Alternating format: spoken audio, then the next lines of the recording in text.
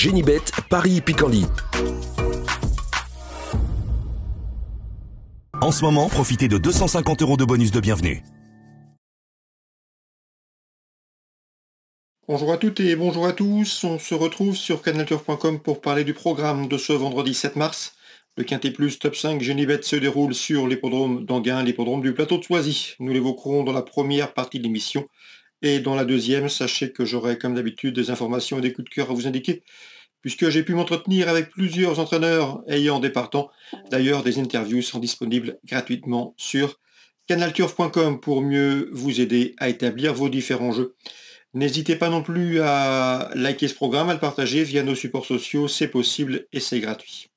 Donc concernant ce quintet prix Quick Williams, j'aime beaucoup les concurrents entraînés hors de l'Hexagone, à commencer par le numéro 7 Playboy de Rêve qui nous arrive de Belgique.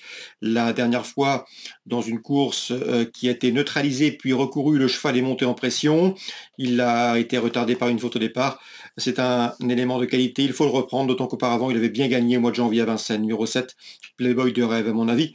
Il a la pointure d'une course comme celle-ci, et sachez également que Jules Vandenput Jr., qu'il connaît bien, m'en a parlé dans des termes assez intéressants. Numéro 7, Playboy de Rêve. Le numéro 14, Demi of Klein, numéro 11, Modric Renka viennent de terminer deuxième et troisième du prix de Corlay, le course dans laquelle Playboy de Rêve avait été retardé par une faute de départ.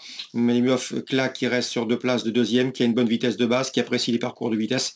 Malgré son numéro 14, derrière la voiture en deuxième ligne, il mérite crédit, tout comme le 11, donc Modric Renka, qui devrait confirmer, car lui aussi ne manque pas de vitesse, il est confirmé avec ce mode de départ. Le numéro 8, Temperas, est en forme. Le cheval vient de s'imposer plaisamment dans le prix Jacques Moreau à Vincennes récemment. Le seul problème le concernant, c'est sans doute son numéro 8 en dehors, derrière la voiture, autostart, mais également le fait que ce ne soit pas un excellent vireur. Il faudra qu'il négocie bien ses tournants. Le numéro 2, Nash Newport, pourrait bien ici venir corser les rapports. Le cheval reste sur une victoire chez lui aux Pays-Bas à Volvega. Il a un bon numéro derrière la voiture. Il apprécie ce genre de parcours. Le départ autostart lui convient. C'est un bel outsider. Ensuite, j'ai retenu le numéro 3, Kendrick, qui avait bien gagné à Bordeaux avant de confirmer récemment à Vincennes. Il a un bon numéro. Le cheval revient en gain avec des ambitions. Mais l'opposition étrangère semble solide. Le numéro 10, à savoir Kazakchok, a échoué dernièrement dans une épreuve où il était parti parmi les favoris, mais auparavant il avait bien gagné à Nantes sur un parcours réduit.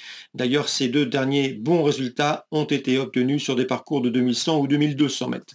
Donc attention, ce numéro 10, Kazakchok, compétitif à mes yeux, malgré ce numéro 10.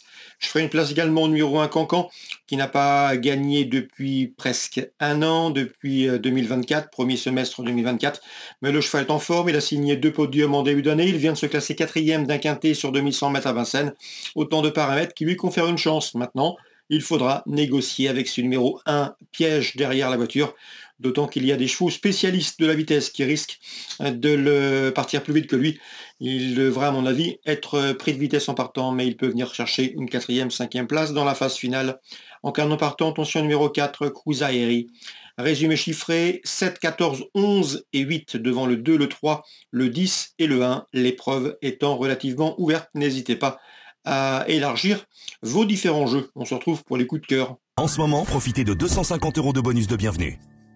À ce coup de cœur et aux informations pour ce programme du vendredi 7 mars, on commence par Anguin qui accueille la réunion principale. Dans la deuxième, j'aime beaucoup le 202 Is Magic Offer qui semble s'amender, qui semble s'assagir et qui reste sur des performances intéressantes. L'engagement est bon, elle sera pieds nus, elle devrait en tirer profit.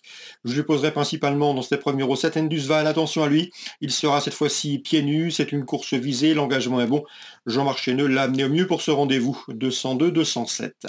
Dans la quatrième, j'aime beaucoup le 404 Leader Tuileries, qui a été irréprochable depuis ses débuts au trot attelé. Il débute ici sous la selle avec des ambitions. Attention également au numéro 1, Liberty Dello. Jean-Luc Lerebourg qui l'entraîne m'en avait parlé en bien. Elle revient ici être remontée avec des ambitions. Elle ne manque pas de moyens, elle reste encore un peu spéciale. Mais dans un bon jour, elle peut parfaitement se mettre en évidence dans ce quatrième rendez-vous, 404-401. Concernant Pontchâteau, la Réunion 3, dans la première, j'ai pu m'entretenir avec Théo Radou qui m'a parlé en bien du 101 Mambo Italiano, qui a débuté victorieusement sur cette même piste de Pontchâteau récemment. C'était le mois dernier, le 16 février. Il l'a bien fait sur là, un cheval de qualité qui a du potentiel.